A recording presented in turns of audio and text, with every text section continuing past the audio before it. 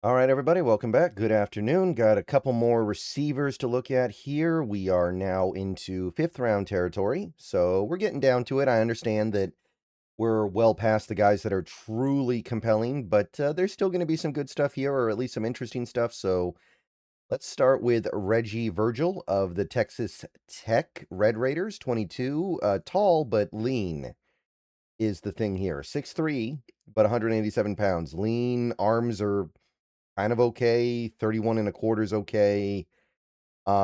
Tested not great, pretty slow, which is disappointing for a guy who's only a buck 87. Not quick. The broad was good, I guess, but not great. The Draft Network really likes this guy for some reason, and I know their big board might be a little bit older, but they have him in the second. Most of the other ones have him in like the fifth. Aggregate has him in the fifth. He's been pretty productive the last 2 years, almost 100 total catches, 1,500 yards, and 15 touchdowns. Put up numbers. Averaged about 20 yards a catch in 2024. So the thing about Reggie Virgil is he runs good routes because he moves smoothly. He's a very smooth mover, and that really helps him when he's trying to get open in his routes. He's a good ball tracker when he's trying to make a catch down the field. He finds the ball in the air and gets it to and gets to the point where he needs to be to get it to go into his hands. And he's got great hands. He's a good hands catcher overall as well. He doesn't drop a lot of passes. He's good at getting to balls that are off target. He's got a big catch radius. I think that he'll be able to play on the outside and the inside in the NFL as long as his arm length holds up, which it should. It's okay. I think that he'll be able to do X and Z stuff as well. He can beat press at the line. He reads zone effectively, knows how to find the empty spot in the zone and get open. And he's got decent yak skills. I'm not gonna go crazy with it, but he's a pretty good yak player. Now, he's not a downfield threat. He doesn't have straight line speed the way you might be looking for it. He's not the cleanest with his route breaks. And while I do think that most of that stuff will get better with time, needs to break off his routes a little cleaner. If a defender can get his hands on him at the chuck point, struggles to really get it off. He depends heavily on his agility to beat press, and he's not physically strong. I know he's kind of tall, but he's not physically strong, and he doesn't run block well. So he's kind of generic to me. He's generally capable. I think he could be okay depth, but there's nothing here that really stands out to me all that well. So late fourth round, I guess. I don't know. He just seems a little bit forgettable to me. There's nothing here that really makes me go, "Oh, wow, even the size is overrated because he's actually not that big." Josh Cameron of Baylor, the Baylor Bears, and Baylor, they've got trouble with their wide receivers. But Josh Cameron kind of feels different than the typical Baylor receiver to me. 23, he's pretty big, and in terms of weight, he's the size of like a power back. 220 pounds on a 6 foot 1.5 inch frame. The guy is girthy, and he's got long arms. He's got big hands. There's some interesting stuff here. Now the big boards are all over the place. ESPN and the Draft Network has him in the second. ESPN has him in the third. Tankathon and CBS have him in the late fourth. PFF has him in the seventh. So it's all over the place. The aggregate has him in the fifth. He's been productive the last 2 years, relatively speaking. Over 1,600 yards. 120 catches, 19 touchdowns. Pretty good yard per catch average for a bigger guy. And basically, the guy plays like a power back, and he's really hard to bring down. He can like power through defenders. Really, really hard to get on the ground once he gets going. Huge red zone threat. He's going to be a problem in the red zone with that size. He's a contested catch guy. He wins a lot of contested catch situations. He's got good hands, brings in most balls that come his way.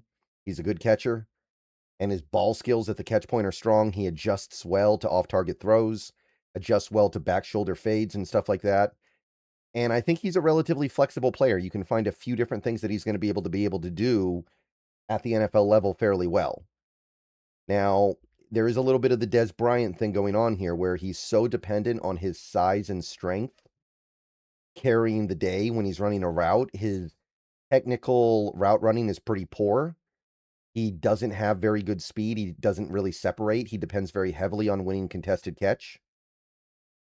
His release package isn't very good, which is rough because he is a bigger guy. That's got to get better. And he doesn't change direction all that quickly because he's got long legs, so he's a long strider. So he's unique. There's definitely something unique here. I know the Baylor wide receiver thing, but I'll go late 4th round, early 5th. I like him a little bit more just because there's something unique here. This is different than most of the other receivers we're looking at this point in the draft. Josh Cameron is unique in his physicality and size. Okay, so that's Josh Cameron. We got one more guy here, one more kind of sort of early 5th round guy. Then we're moving on next video. CJ Daniels, almost national champion. Miami Hurricanes, couldn't find his age. Little bit on the bigger side, 6'2", 202 pounds, got decent size, decent arm length too. Didn't run at the combine, didn't do anything. PFF really likes him. They have him in the 3rd, Tankathon in the 4th, CBS in the 7th. So the aggregate has him in the 5th, but it's a little all over, which a lot of these guys are going to be. Last 2 years, about a little more than 1,000 yards, 92 catches. No touchdowns in 2024, 7 in 2025, so just variance, I guess. So he's a good route runner. That's kind of the main thing with him. He's a good route runner. He's good at finding the opening in the defense and then presenting himself to the quarterback for easy throws. He understands throttling in his routes, so he's going to pace himself. He's going to vary his speed, and it's going to throw defenders off. He doesn't have a huge amount of size, but he's got some size, and he boxes out really well. He understands how to use his body to win at the catch point. He's a good 50-50 catcher. You throw the ball up, and if it's between him and a defender, he's usually going to win. He's got great hands.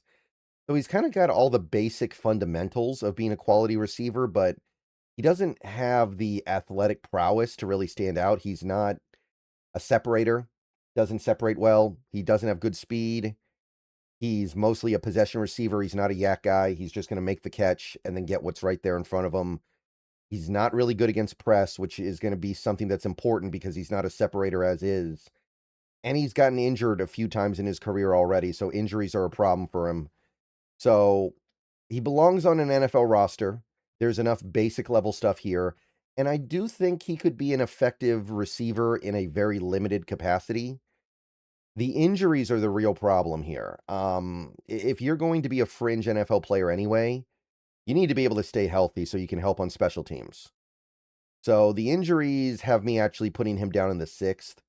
If you're not going to offer any real upside of like, oh, this is the happy path, then you got to at least be not already seemingly breaking down. Okay, that's it for this group. More stuff coming. Going to do at least one more receiver video today. And tomorrow we're going to wrap up receiver, and then that'll be it for draft evals for a week because of the free agency stuff. So see you guys later. Go Hawks. Let me know what you think, and see you guys soon.